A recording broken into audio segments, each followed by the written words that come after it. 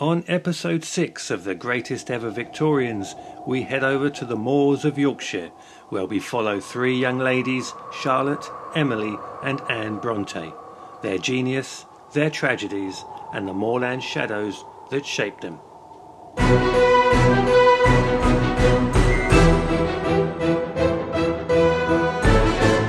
Welcome to the Literally Victorian podcast with your host, Matthew Lee Hanson.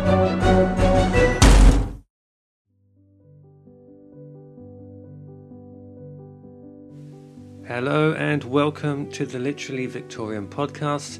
I am Matthew and it's very good to have you with me once again. The Brontë Sisters grew up in Haworth, a village where the wind never seemed to rest and the church graveyard pressed up against the parsonage walls.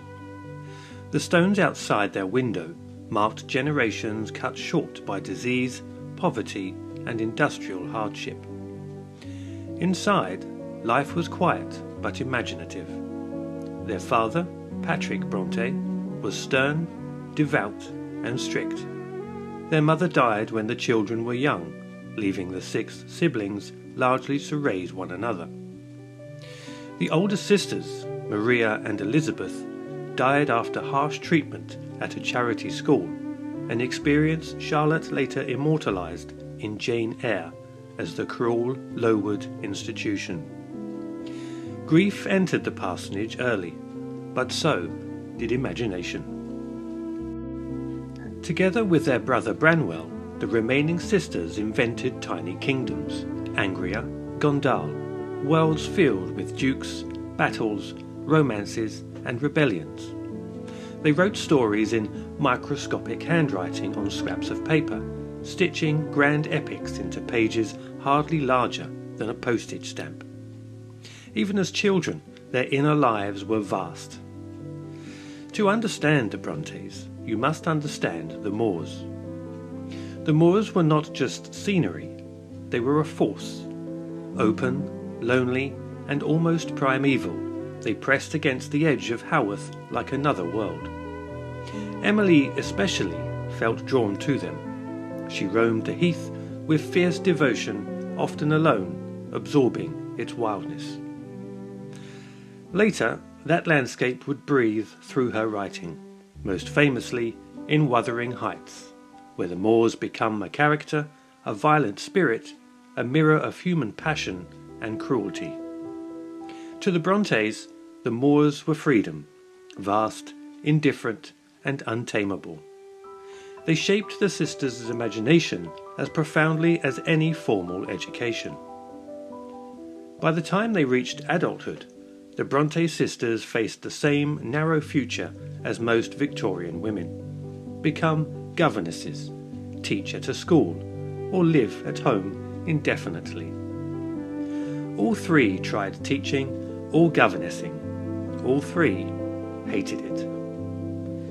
They were too imaginative, too inward, too restless in spirit for the world that confined them. Writing became not just an escape, but a lifeline. But Victorian society had little interest in books written by women, and so they adopted pseudonyms: Cura Bell, Charlotte; Ellis Bell, Emily; Acton Bell, Anne. Similar initials, similar ambiguity, deliberately masculine, deliberately mysterious. It worked. In 1847, 3 novels appeared within months of one another. Charlotte Jane Eyre, a fiercely personal story of endurance, morality and forbidden love. Emily's Wuthering Heights, dark, violent and utterly unlike anything written before. Anne's Agnes Grey, a stark, unvarnished portrait of life as a governess, drawn from experience. Later, Anne would publish The Tenant of Wildfell Hall, a bold, unflinching depiction of alcoholism and abuse, so daring that even her own sister, Charlotte, thought it too shocking. The books startled the Victorian readers. They were raw, they were emotionally dangerous, they broke rules. Critics were baffled. Who were the Bell brothers? How had these unknown men produced such intensity? The truth was stranger still. Three sisters, living in a lonely parsonage, had rewritten the emotional landscape of English fiction. Emily Brontë remains the most enigmatic of the three. Shy to the point of pain, she rarely left home for long. When she did, she sickened with homesickness so severely that she had to return. Her writing was equally fierce and private. Wuthering Heights was her only novel, an explosion of emotion, violence, obsession, and spiritual yearning. It was misunderstood when first published, seen as brutal, even immoral. Today, it is considered one of the greatest novels ever written. Emily herself did not live to see this transformation. She died in 1848 at just 30 years old, refusing medicine, insisting she was fine until she could no longer breathe. Her loss cast a long shadow across the parsonage. Anne Brontë is often mistaken for the quiet one, gentle, reserved. But her writing was the most socially radical of the three. The tenant of Wildfell Hall defied Victorian norms by depicting a woman who escapes an abusive marriage, supports herself, and refuses to return, something nearly unthinkable for the time. Anne wrote not to shock, but to tell the truth, and the truth, in her hands, was devastating. She died in 1849, a year after Emily, at the age of 29. Charlotte lived long enough to see success, and to suffer the loneliness of surviving her siblings. Her novel Jane Eyre became an instant classic, praised for its emotional depth and moral strength.